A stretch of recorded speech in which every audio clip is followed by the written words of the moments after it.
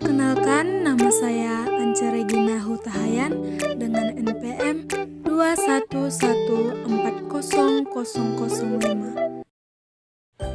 Selamat pagi anak-anak ibu semua. Selamat pagi, Bu.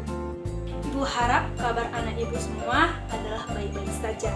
Nah, apakah absensi yang ibu kirim di classroom sudah diisi? Sudah, Bu. Jika sudah, sebelum kita memulai pembelajaran kita, ada baiknya kita berdoa menurut ajaran dan kepercayaan kita masing-masing. Doa dimulai.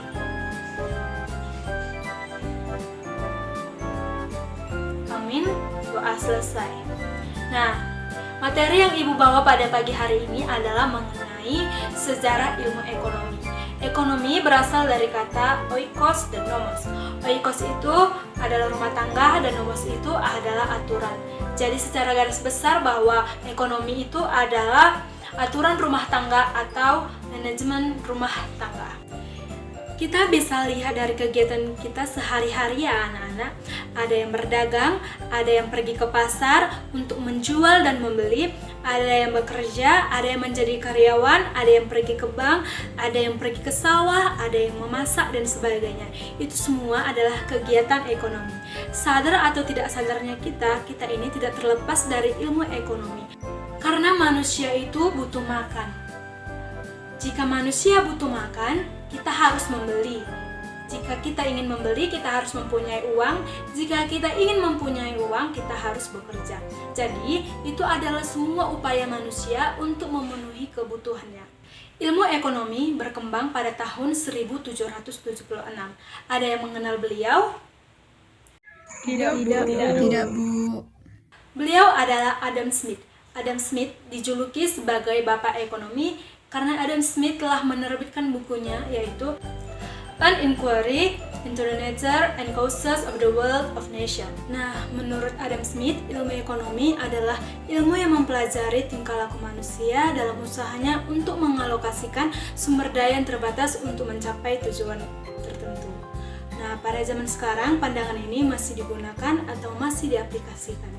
Pengertian sejarah ilmu ekonomi kemudian berlanjut sehingga menghasilkan seperti tokoh-tokoh Paul Samuelson, Karl Marx, Alfred Marshall, Keynes, sampai kepada pemenang hadiah Nobel bidang ekonomi tahun 2006 yaitu Edmund Bernays. Nah, Paul Samuelson juga mengatakan bahwa ekonomi itu adalah ilmu tentang bagaimana seharusnya manusia atau masyarakat menentukan pilihannya dengan atau tanpa uang, memanfaatkan sumber daya yang jumlahnya terbatas. Ilmu ekonomi berkembang pesat dengan munculnya konsepsi sejarah material yang dibawakan oleh Karl Marx pada abad ke-19. Karl Marx beranggapan bahwa perkembangan intelektual manusia ditentukan oleh kondisi kehidupan manusia. Nah, yang artinya ini bahwa kebutuhan material manusia itu mendahului kesadaran. Konsepsi ini sering juga disebut dengan materialisme historis. Kita juga bisa katakan bahwa ilmu ekonomi itu adalah ilmu yang menganalisis ongkos dan manfaat atau bahasa lainnya cost and benefit analysis. Sumber daya yang tersedia harus dimanfaatkan agar memberi manfaat yang diharapkan. Nah anak-anak, jadi kalau ditanya apa itu ilmu ekonomi adalah cabang ilmu sosial yang fokus pada masalah bagaimana memenuhi atau memuaskan kebutuhan manusia yang beraneka ragam. Jelas ya yang Ibu sampaikan. Nah di sini apakah ada yang ingin bertanya?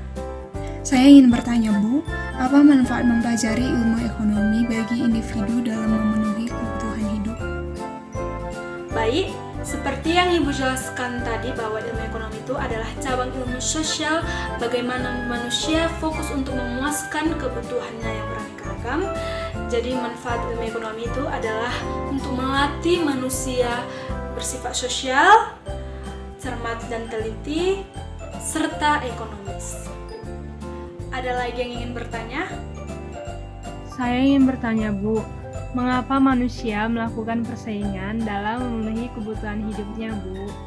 Nah, seperti yang Ibu jelaskan tadi bahwa ilmu ekonomi itu adalah cabang ilmu sosial yang melatih manusia untuk bersifat sosial, maka pasti akan ada pertemanan dan persaingan untuk mendapatkan kebutuhan hidup. Apakah paham?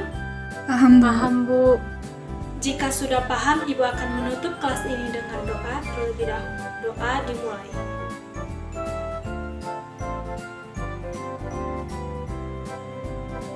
Amin. Doa selesai. Terima kasih anak-anak Ibu dan salam sehat. Baik, Bu. Terima kasih, Bu. Terima kasih, Bu.